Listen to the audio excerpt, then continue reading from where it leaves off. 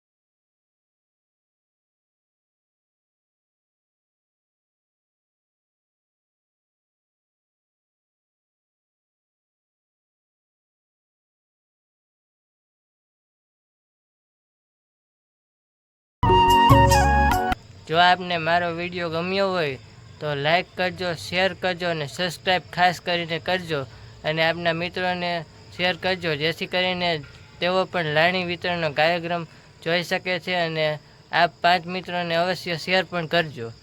તો આપણે હવે નવા વિડીયોમાં મળશું. ત્યાં સુધી બાય બાય.